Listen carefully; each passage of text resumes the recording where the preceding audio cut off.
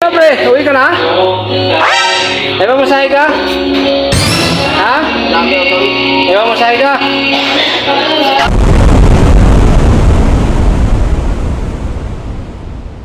Ayan, nakapunta natin si Kuya Ago kasi siya ay napalayas kasi nga siya nahuli.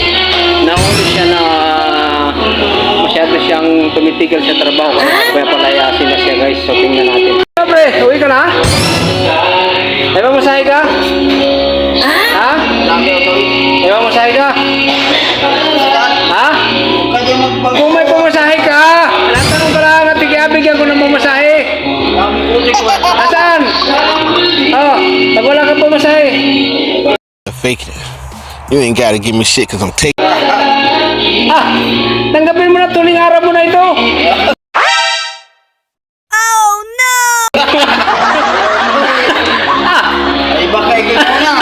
Tuling araw. Fake it. You ain't gotta give me shit cause I'm taking it.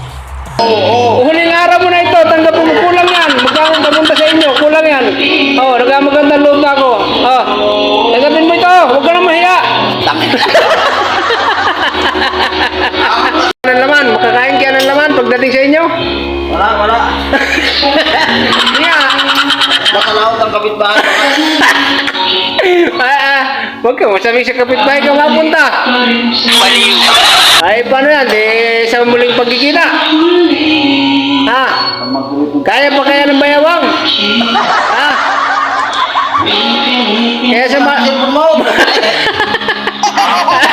Kaya sa masunod, ikay laging masipag para hindi ka masisanti ha. Sige.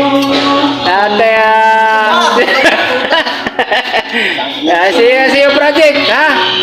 Tawagan ka na lang ha pag may project ha. Okay, bye-bye.